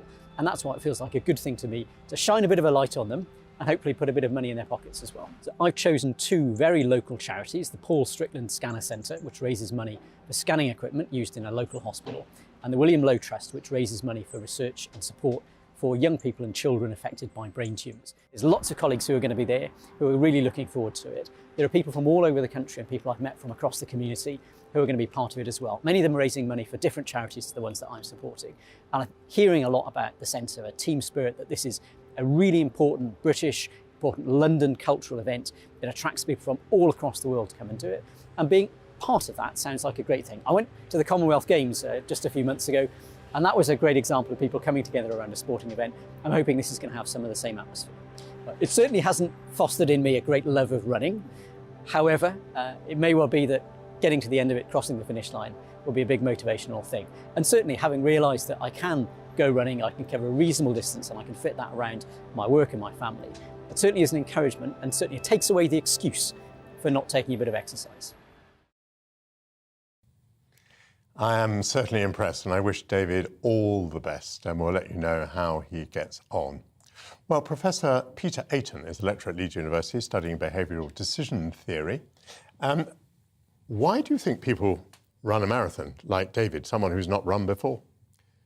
So when you look at the stories that people tell about why they're doing it, and I mean, it's not just the running a marathon, it's participation in a mass event with enormous amounts of attention and the association with sponsorship. These are all clues to, what I think probably does motivate people. I mean, the association with charity, which we heard sort of mentioned several times there, is particularly interesting when you think about, well, how much money could you raise, with the time that you spend training and participating in the marathon? I mean, I know a lot of money is raised from these events, but it's curious, I think, that a lot of charitable causes, not just the marathon, but many others, involve sort of slightly useless activities that don't provide any actual benefit. I mean, you think about, for example, the Ice Bucket Challenge, which was viral a few years ago, and I don't know how many millions of people participated in that. And the psychology of that, I think, is very interesting because it clearly, I think, signals that there is a pursuit of a noble cause, untrammeled by any ulterior motive or any other kind of incentives. So, for example, if in other realms, if you look at what personal incentives do to people performing things like being blood donors, it actually reduces participation if you pay people to be blood donors. So, that's so. Yes, it interferes with the altruistic image that people like to cultivate, and indeed, quite legitimately so, I think, for that kind of activity. And something like the marathon bears some relation to that, I think. And is a 46-year-old man trying to prove something to himself about himself? I'm sure there are all sorts of personal motives in there as well. I mean, the psychologists tend to, obviously, it's easier to do research about the sort of generic aspects of these things. Tracking individual reasons is a little more difficult. Yes, I think we heard that. There was a sort of story about fitness, for example. It seems to me, fitness is not really an explanation for why you would want to train to run 26 miles. And often people set particular objectives for the completion. So people will have a time goal, for example. It's not just, many people, the less elite runners will just say, I want to finish.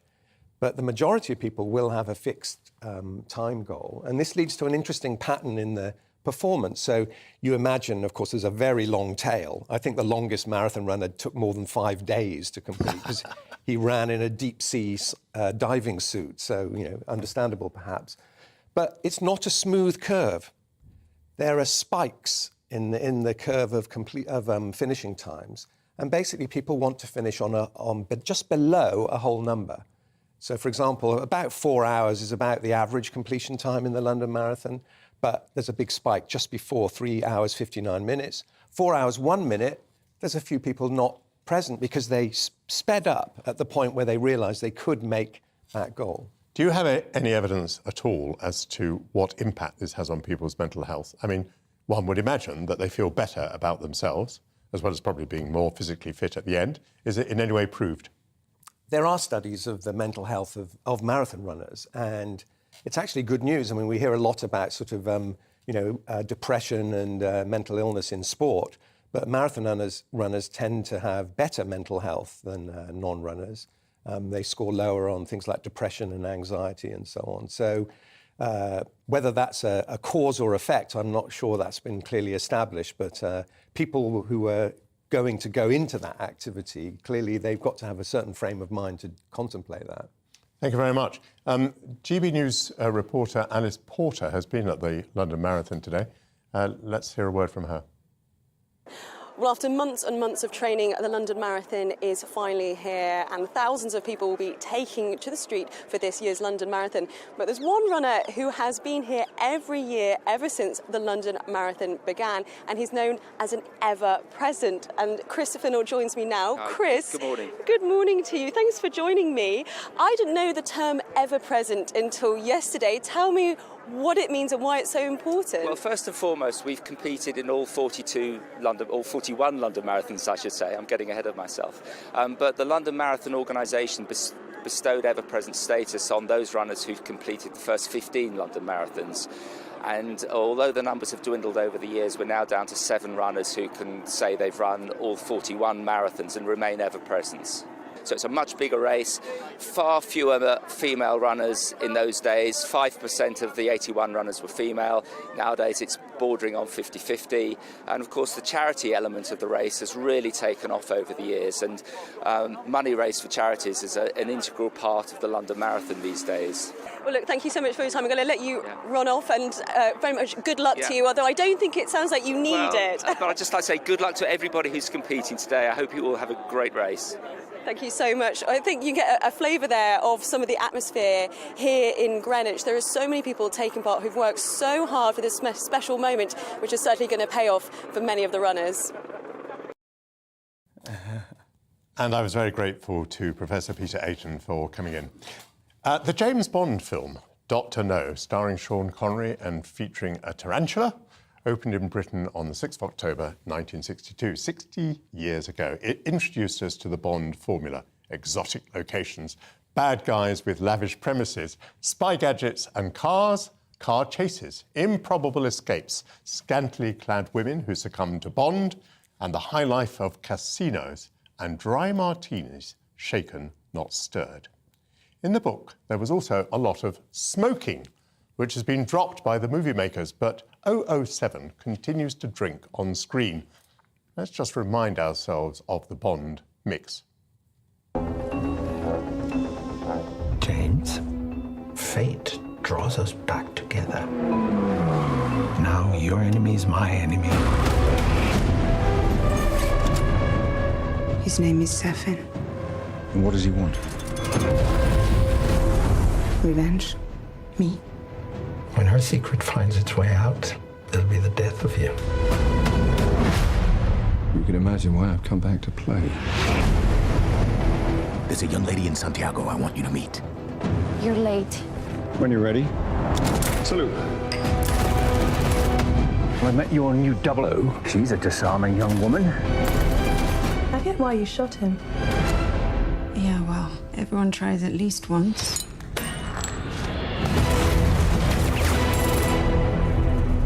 James Bond. We both eradicate people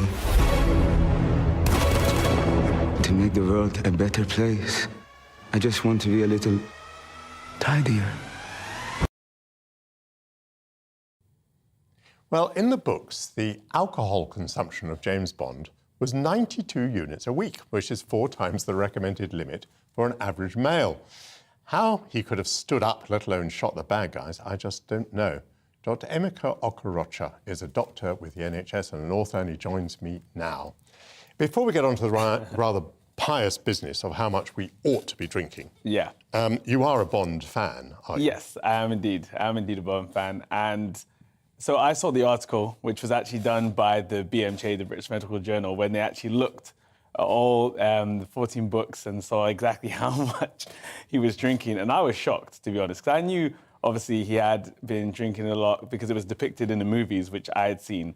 But when I saw the numbers, it was staggering, because I said, like, physiologically, there's no way he'd be able to do half the stuff he did if he was drinking 92 units a week, which is obviously, like they said, 4 times more than we should be drinking. And at one point, I said he drank about 50 units maximum in a day, which is outrageous. It is so, outrageous.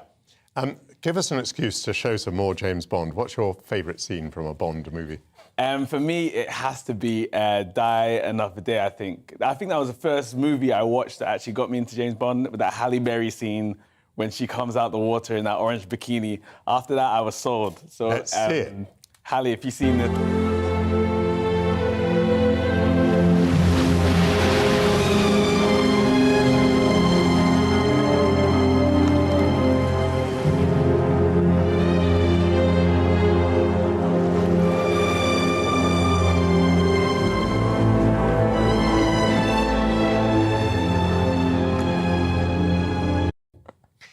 I mean, you clearly are a fan. Otherwise, you get myself together. Yeah, I'm not sure whether it's all right still to appreciate that scene. Is it not? Oh no, I is think it okay? I think it's still all right to appreciate that scene. I mean, she looked great in the scene, and it was a really good movie. And if I may say so, you look great. This is obviously a tribute to James Bond. It is a tribute to James Bond, and I thought it was my way of, throwing my ring in the hat for the next applicant of who's going to depict the next James Bond. I mean, why not have somebody a little bit healthier, a little bit younger and fresher, be the next James Bond? So you're pretty fit, and is that in part because you keep your drinking under control?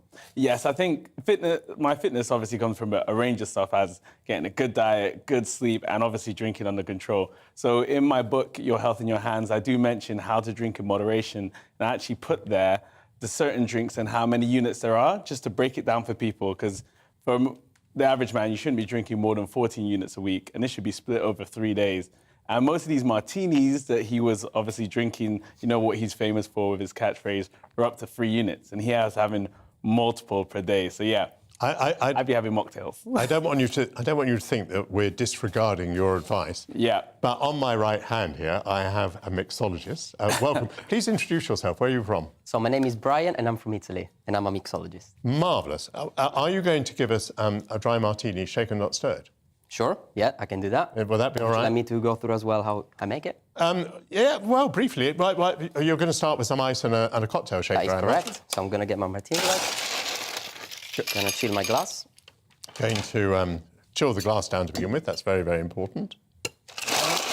So I'm going to add ice into my shaker. Is this bothering you? Are you worried that this is going on? No, you know what? I'm enjoying it. Brian's got skills. Oh, a little bit. Oh. Marvellous. All right. Oh, fantastic. Okay. And now I'm going to pour Brian, you're amazing. 60 milliliters of vodka. Wow. Okay. I'm going to put it into the shaker. Good. Whoops. Almost. Oh. Okay. Oh, no. Brilliant stuff. So 10 milliliters of dry vermouth. Okay. And now we're going to shake it. Yes. All right. So shaken, not stirred. Okay.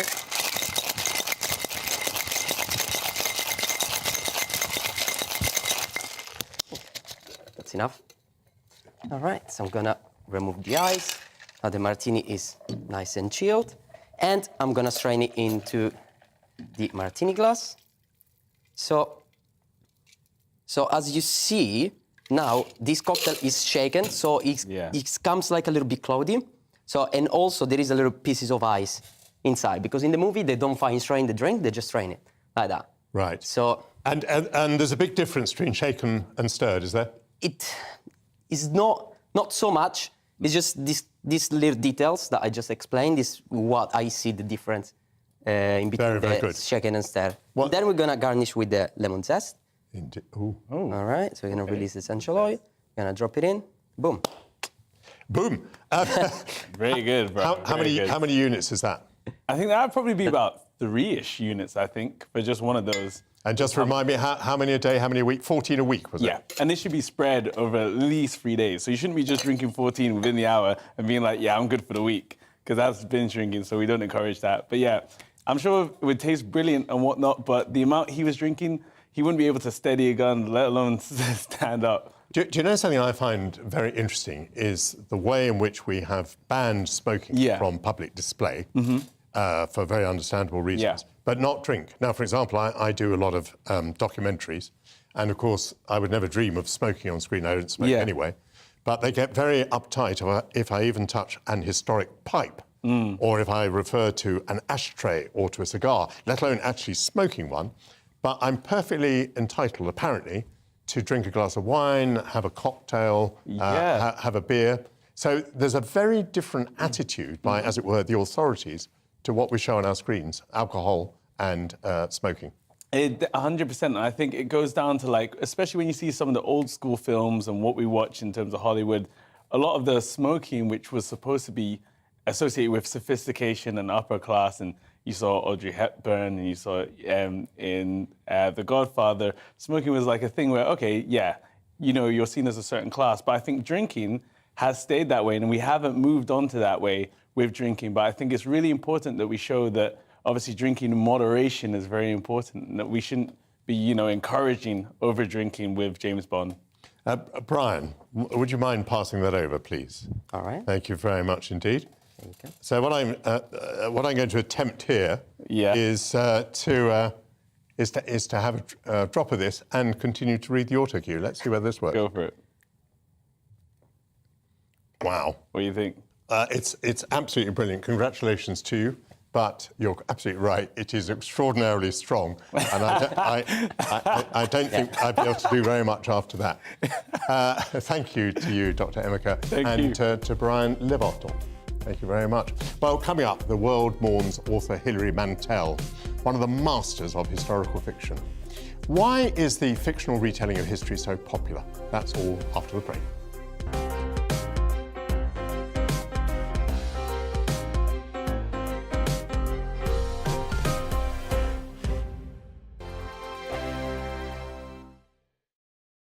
Weekday afternoons on GB News, we've got the whole of the UK covered. From 12 to 3, it's GB News Day with me, Mark Longhurst. And me, Gloria Di Piero. You'll get the very latest on everything that's been going on across our great nation. And from 3 till 6, watch out for GB News Live with me, Patrick Christie. I'm not here to mess around with all the biggest topics and guests. You will always be up to date. GB News Day and GB News Live from 12 p.m. Only on GB News. The People's Channel, Britain's news channel. Hello there, it's Eamon Holmes here from Breakfast on GB News. We're not just on your television and your screens, you know. We're on DAB plus digital radio, so you can listen to your favourite shows on the move. If you've not yet listened to GB News Radio, it's very simple. We're on your radio player and TuneIn apps, on your smart speaker, phone or tablet, or online at gbnews.uk. Take us with you wherever you go. GB News Radio. You never have to miss a moment of the People's Channel. Join my show Farage, 7 p.m. till 8 p.m. Monday through Thursday. And there you will get opinion, analysis, debate, and I'll cover stories that nobody else dares to touch.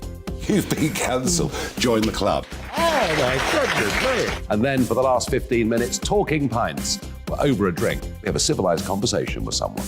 We very often disagree, but we do it in a grown-up way. Come and join me on Farage.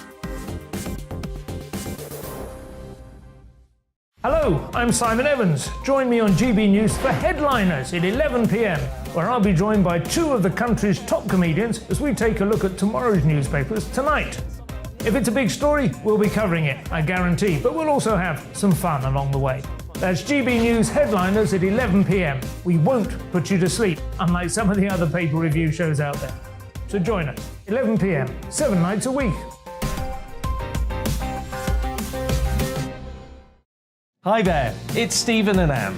At breakfast from 6 a.m, you'll always be caught up with everything you need to know, the latest headlines, opinions and debates. We'll bring you the good news and the bad, but most of all, we're here for you. Remember, send in your views and let us know what you would like us to talk about.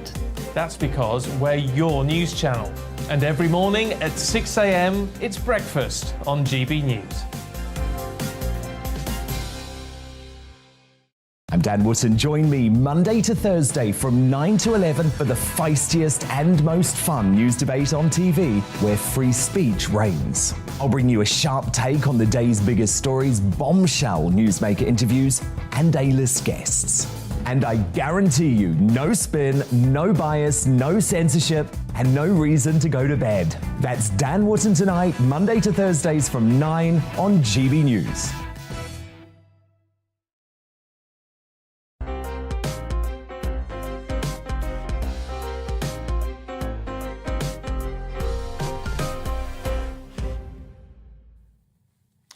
Welcome back to Portillo, filling your Sunday mornings with a blend of good conversation, arts, entertainment, ethical dilemmas, and even a sense of the ridiculous. Well, the literary world has been saddened and shocked by the death of Hilary Mantel. She wrote 3 long novels about the life of Thomas Cromwell, who rose from being a butcher's boy to be the most powerful man in England after his boss, King Henry VIII. The first 2, Wolf Hall and Bring Up the Bodies, won the Booker Prize, an extraordinary achievement for her. And the third, The Mirror and the Light, was fully up to standard and would have been a worthy winner too. Hilary Mantel keeps the reader in a state of tension as Cromwell climbs the greasy pole, plotting and ensnaring his rivals and countering attempts to bring him down, living always in mortal danger while serving a tyrannical and bloodthirsty king.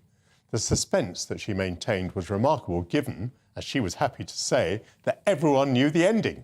That is, that the king would send Cromwell to the scaffold. Well, here to discuss Mantel's achievement and historical fiction more broadly is Henry Elliott. He's the author of the Penguin Classics book. Do you share my enthusiasm for Hilary Mantel? I do, gosh, yes I do. I think she's a wonderful writer and it really is a sad loss. And, you know, it seems particularly sad given how sudden it was. I know she was working on another novel. I think there was a play script in the works. So, yeah, I'm very, very sad that she died. There was this amazing tension in the book. There was this remarkable attention to detail. How did the detail work for you? Does it get in the way, or does it simply make the book a more remarkable achievement?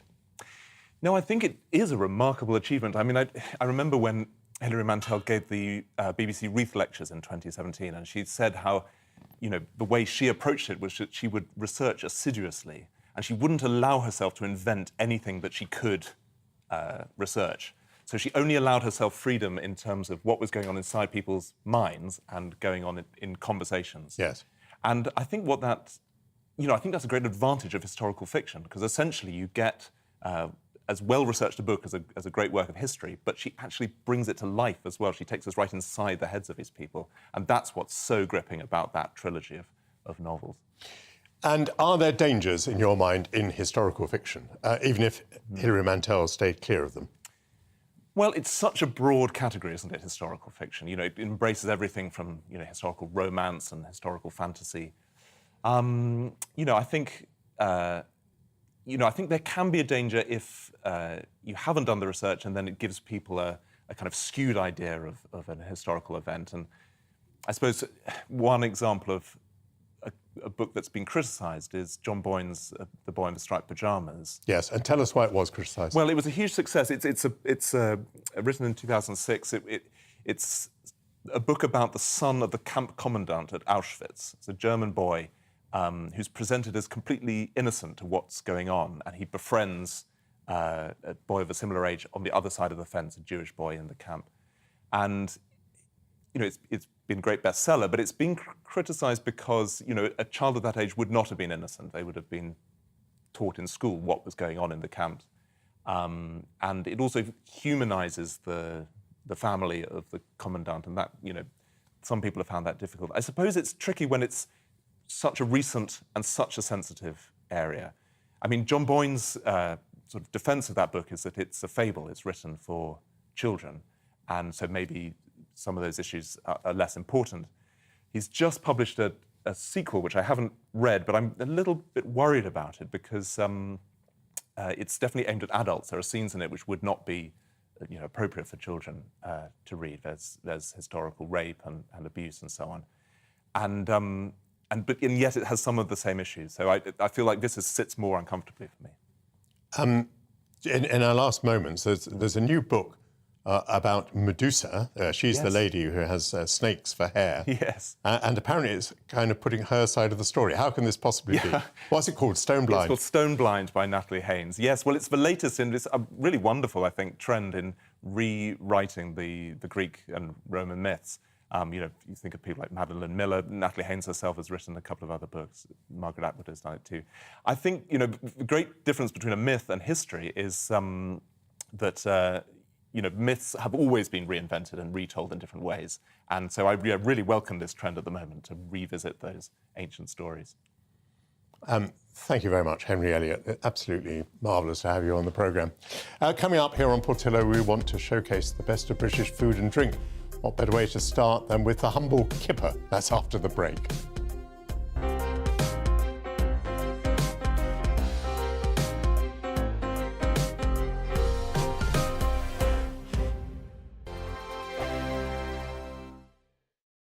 Weekday afternoons on GB News, we've got the whole of the UK covered. From 12 to 3, it's GB News Day with me, Mark Longhurst. And me, Gloria Di Piero. You'll get the very latest on everything that's been going on across our great nation. And from 3 till 6, watch out for GB News Live with me, Patrick Christys. I'm not here to mess around with all the biggest topics and guests. You will always be up to date. GB News Day and GB News Live from 12 p.m. Only on GB News. The People's Channel, Britain's news channel.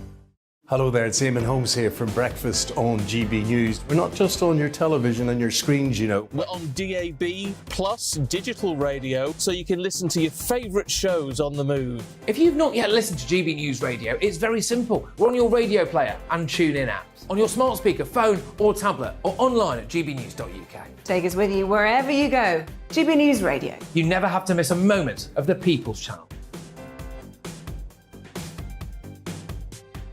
Join my show Farage, 7 p.m. till 8 p.m. Monday through Thursday, and there you will get opinion, analysis, debate, and I'll cover stories that nobody else dares to touch. You've been cancelled. Join the club. Oh my goodness me. And then for the last 15 minutes, talking pints. We're over a drink. We have a civilised conversation with someone. We very often disagree, but we do it in a grown-up way. Come and join me on Farage.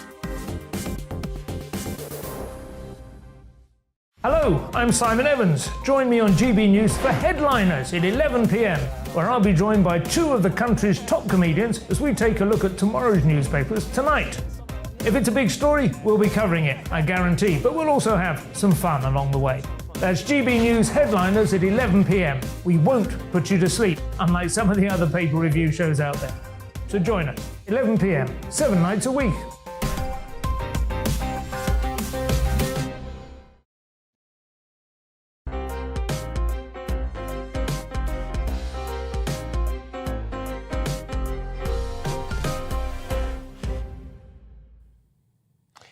Cheddar cheese, Yorkshire pudding, Bakewell tart. The UK is world famous for the food that it produces.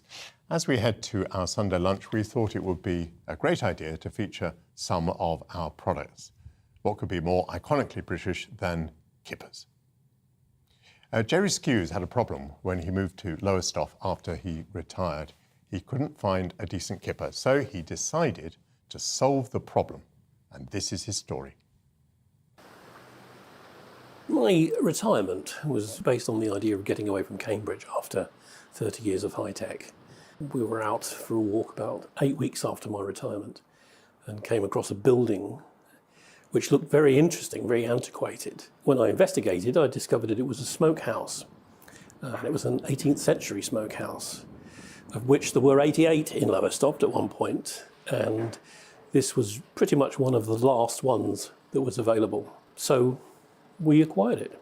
At that time, I couldn't find a decent kipper in Lowestoft and thought, I can fix that problem. My philosophy, my business concept was take a traditional product with all that entails, that is the quality, the variability, the artisan impact, and make it in a safe, secure, consistent way. And so to do that, we needed to go back to basics and start thinking about how we could use technology, particularly, to make this work efficiently.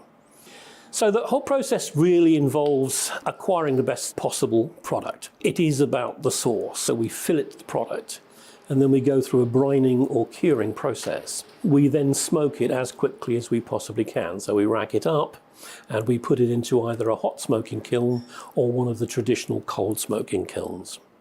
After the smoking process is completed, we chill it as fast as we can. The product is then brought into the packing factory and it's packed immediately. And then we distribute that product across the country. One of our largest customers is Billingsgate Fish Market, and they take a lot of mackerel and they take a lot of kippers from us each week.